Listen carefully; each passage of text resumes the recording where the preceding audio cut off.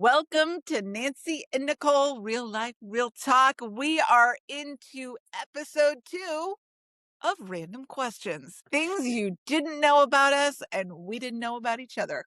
We did it in our last episode and it was so fun. We thought we'd do it again. I got some more cards. We're going to see Okay. where they take us today. First question. How old were you when you got your first job and what was it? My very first job was at Bellevue Public Library. And I was what's called a page, and your job was to put the books back on the shelf. Nice. Well, it was a great job for me because I sucked as an employee at that point in my life. One could argue I probably did not have a great work ethic till much later in my life. It did not come naturally to me. And I would put books away not in the right place. And I I would think take it's books into the bathroom and just sit there and read. I can't believe they hilarious. didn't fire me. Like they should have, but they didn't. It's funny. That was my very first job. I was a singing telegram deliverer in high school, where I got to wear tux with tails and ruffled shirt and bow tie and a top hat and go sing little things to people at places for their birthday. That was a great job. I could totally see you doing that. It was pretty fun. That's awesome. No, but I think probably most people should probably get fired from their first jobs. how about you? What's your first job? So when I was in high school and I lived in Germany, the military would set up like summer jobs for the kids, I think to give us all something to do, right? So You out of trouble. right, keep us out of trouble. There were two that somebody had a different job. There were two that I remember. One is you could be a bagger at the grocery store on the military base and you got tips. In fact, it was weird when we moved back to the States and we went to the grocery store and somebody bagged our stuff and my mom went to tip them and they're like, yeah, we don't really do that here. Because What that's do how you do? did it. Took some At the money away. military grocery stores, yeah, the kids would bag your stuff and then you tip the kids and That's it's so funny. cash and it's, every now people give you like $1, right? And every now and then you get like the big spender gives you $5 and you're like, oh my gosh. So that was fun. And one summer I worked in a school, like the elementary school. And it was back when, everything was paper and it was handouts. And remember the mimeographs? We would run With the those. purple ink? What? With the purple ink? With the purple ink, and it kind Yep. of smelled like you kind of got high, but not really. It was a little, you just had to kind of make your head spin a little bit. And that sound, and you're just like, "Tudunk, tudunk, tudunk, tudunk." So we would do that. And then we'd all like just go hang out in the break room and probably also should have gotten fired, just that and hanging out. When it's fun. And really it was great that the base did that, right? Because we lived in Germany. It's, there's a language barrier. There's all kinds of reasons. You can't just go pop out and get a job as a kid. And so they found a way I think some jobs were legit and some were just completely made up things to try and keep the kids on the straight and narrow for a couple months. Oh my God, I love that. They were I fun. On a slightly more serious note around first jobs and work ethic stuff, I don't know how different it is now around younger people getting jobs and stuff, but I don't think we necessarily teach kids about getting a job and being responsible and like what's expected. Like, I don't know where I should have gotten that message about what was okay to do and not do. I mean, I think I knew I should not be hanging out in the bathroom reading books when I was getting paid to put them away. Okay, I probably knew. Does that really need to be in the handbook? I think Yeah. not. But there were a lot of jobs that I had, even into college, that I probably should have been fired from. I think, yeah, same. Yeah. I think our boys got it from One sport. could argue, should I be fired from my job now? Depends on the Every day. now and again I am. Somebody will say, you know what, you're not the right fit. It's never about, I'm not on my A game, Nicole. It's just that it's not the right fit. That's a different reason for getting fired than totally different. Yeah. reading books in the bathroom. That's hilarious. Oh, I don't know why I want to share so much about my poor work ethic here with people. Because it's not even a little bit true right now. Like that is so not you. I think so. All right, next question. Okay, I'm ready. Oh, what's something people misunderstand about you? You want to go first? No. It's a hard question to answer. I don't know. That's a good one, though. I think as I have gotten older, I think the impression of me as being a big social extrovert That's what I was gonna say still too. lives on because that clearly would be how I would have identified myself probably till I was 60. But it is a newer thing that I'm not all that. It's funny in the last episode I was saying how that I never get invited to holiday parties and if you're going to have a party please invite me. But I was just about to say I actually don't like going to parties. I like hosting parties Mhm. because I know everybody who's going to be there. I am really uncomfortable going into a social setting like that where I don't know people because I don't really like small talk. In fact, I'll just tell a little story here because that's how I am. Is I went to one of my high school reunions. It must have been my 30th, I think. There have been so many of the decade. I don't think it was my 40th, although I did do this also at my 40th. But in my 30th, I was like, oh my God, if I just go and do small talk for hours. Like, there's not enough alcohol in the world for me to consume and still be on my feet and just shoot the shit with people all night. So I went with 3 questions and it was so fascinating. Some people like gravitated to me like, "Oh, thank God, a meaningful conversation." And other people were like, yeah, I gotta go," and just would peel off. But one was, I think, what have been the 3 most defining moments of your life since high school. Mm. There were 2 other questions, I can't remember what they were, but some people, like, totally was like, "Oh, you were my people," even if I didn't know you in high school. Yeah. That's awesome. Yeah. Anyway, I don't know why I wanted to tell that story, but I think people think I'm a I don't big socially and I mean, kinda, but only if we can have, like, a real conversation. Mhm. Yeah. I would say that's mine too. I am more actually, I would say I'm an extroverted introvert, meaning I can do it as, you know, there's a time and a place for everything. But for me I prefer deeper conversations versus the shallowy chit chat stuff. And for me to do that, there are times when I enjoy it, but I really need to then schedule decompression time. And like we were talking about as we were prepping for this, I'm in a space right now, especially with my mom having passed and everything. I'm doing life and doing work and doing all the things, but I'm just noticing my bandwidth for groups specifically is very limited right now. I can Yeah. have one-on-one conversations, but you get me in a group where there's like lots of different things going on and different conversations, and it's all kind of all over the place. It's not very like focused and connected with any one person. Mm, And I can't do it right now. So yeah. I'm really giving myself a lot of grace and saying no to a lot of things. Not that I don't like it. It just is hard for me. It doesn't flow naturally, and especially right now. So I'm giving myself a lot of grace around that. I'm so glad you're doing that. The other thing that I think people misunderstand about me, the personality type.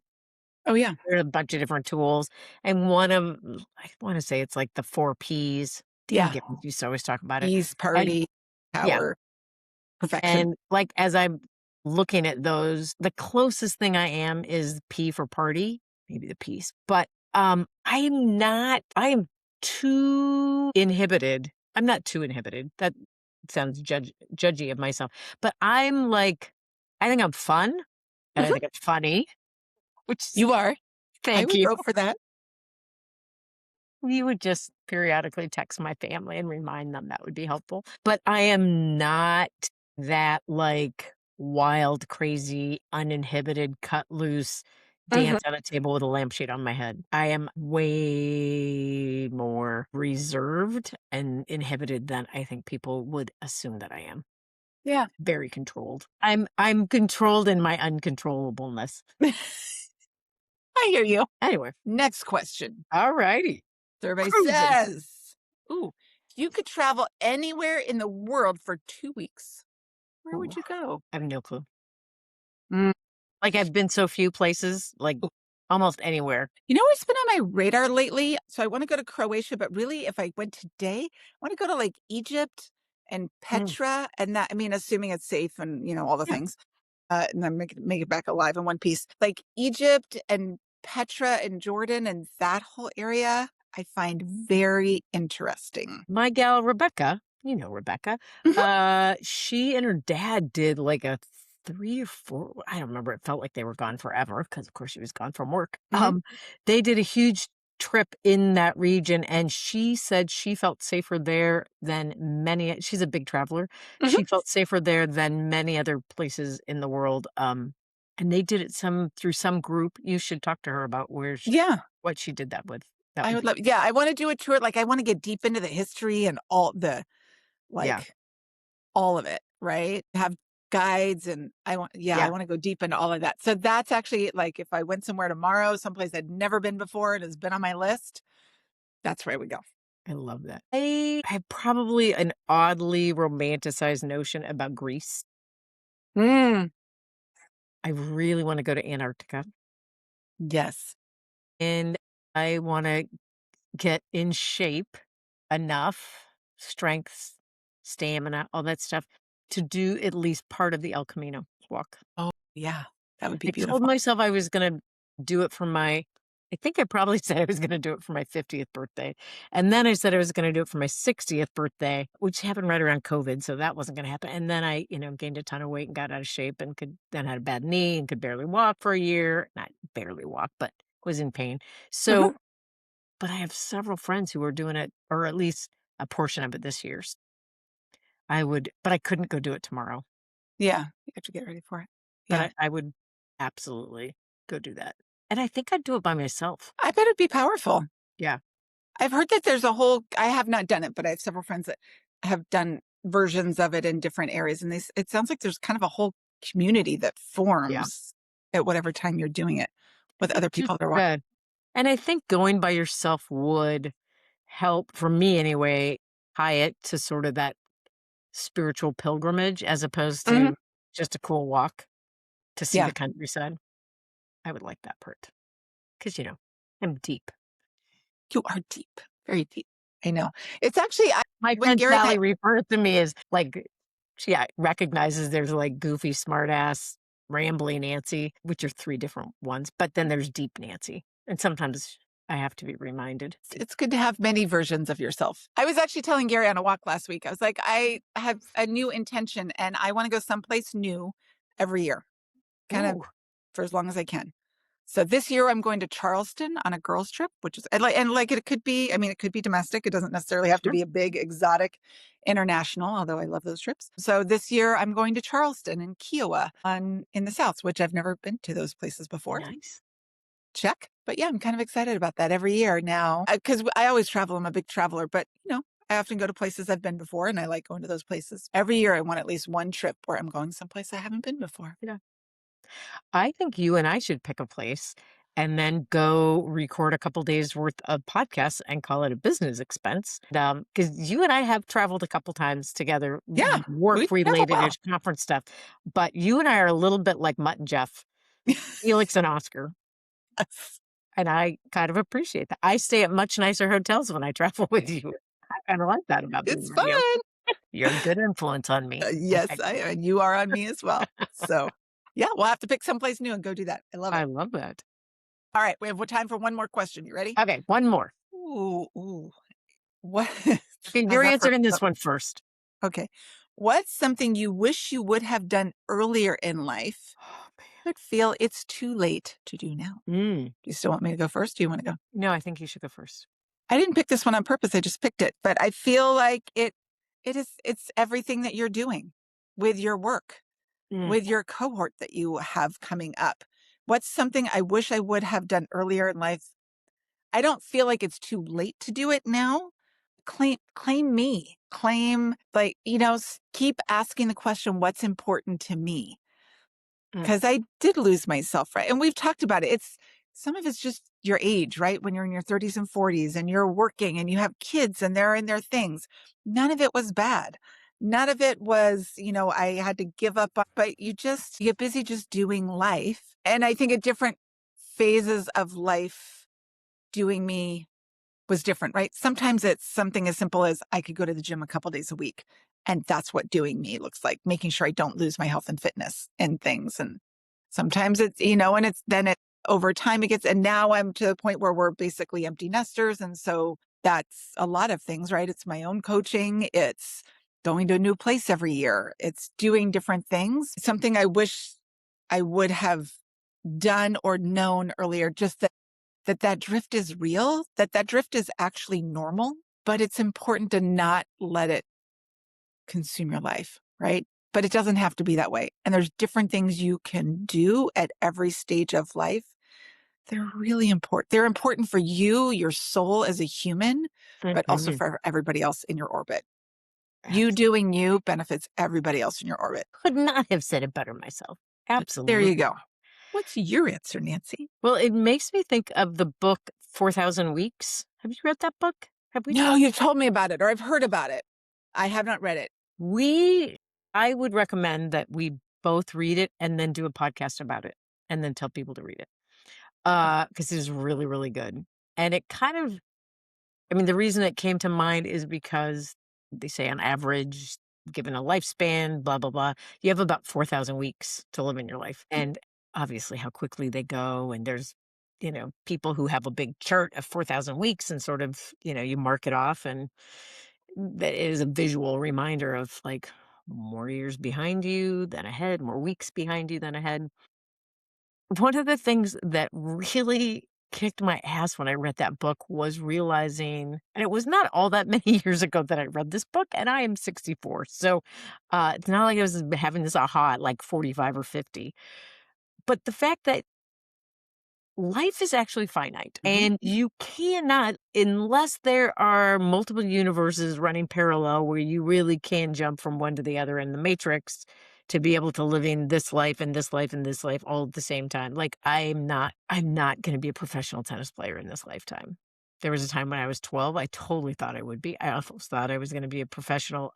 I had a lot of professional celebrity sort of thing. Inspiration. Or a freestyle skier after Right. I learned how to do a flip. I think I only did it once because it scared me. You flipped on skis? Nice. Just once, I think, though, because Okay. On it scared purpose? no. Yes. Um, I also I had high hopes of being like, the next Carole King. Actually, the first real like, "Oh, shit, I actually am too old to have a baby now." Mm, mhm. I kinda especially after Molly was born. Well, that's a whole other thing. Anyway, so, so I have had a number of things that was like, "Oh, the likelihood that I'm really gonna do those things." Now, the reality is, I think if it had been super important to me, I actually would have done many of those things. Like, Mhm. I always from the time I was probably 14, I always thought I would climb Mount Rainier. Mhm. In high school, absolutely would have said in my 20s. Now, mind you, I've never hiked any big mountains. Like, it would have been so out of character, but I totally had it in my head. And then a number of years ago, actually, a buddy of mine, her dad, who was also a friend of mine, did it for his 70th birthday. Nice. So, there's still hope I could, in fact, still climb Rainier, but seems unlikely. But the book really helped me realize, like, you have to choose things. And we do it all the time in our lives. And we choose, like, I'm taking this path. And the very notion that I'm taking this path means all these other ones I'm actually saying no to. And in my fantasy little non reality brain, I was not consciously tracking that with every this is what I'm choosing in my life, I'm closing the door on all these other things. Yep. And that I think was a little bit of a shocking awareness to come to at like 60. Yeah. Makes sense. When I hear myself say that out loud, I am completely amused at myself. It's something my father would have said. He did not have both feet in reality in many ways. There are so many things that are too late and maybe not too late. Yeah. We have to get more Um, intentional as we get older. Like you said, you feel the window closing, but it's not. It's about just realizing, like you said, every yes includes a no. You can't do them all at one time. Yeah. You got to pick a lane, pick a horse, whatever your phrase is, like pick something and do it Yeah. and be intentional about it. As many of my friends are of the age where they're counting down to retirement, Mhm. um, it is hard sometimes to hang out with them because either they are retired or counting down, and here I am full on in my real estate business and starting a second business at 64, which I plan on doing for as long as I can. Like, will I be working 10 years from now? God, I hope so. And most of my friends are like, God, are you ever going to be fun? Are you ever going to have the flexibility to like travel and Mhm. not always be the one who has to get back because you can't take off more time from work or whatever? And I realize, Sure. there's some by design stuff that I can make choices and parameters around all that. But I am a little out of step with many of my peers right now. Oh well. I'm That's also right. having an awful lot of fun, and they are in that short timers attitude about work. Yeah. Pros and cons. Yeah. Anyway. A great conversation today. I love it. No. And I'm learning things about you. I'm kind of learning things about myself too. And we're going to come back to that book because I think that would be really Yeah. good. I've Feel heard free. of it. I'll read it. Okay. We'll Or chat more. listen to it or just do the cliff notes, whatever you got to do. Yeah. Any and All all. right. All right, people. Thanks for joining us for some random questions. It's been really fun. We'll see you on the flip side. Bye. All right. Bye bye.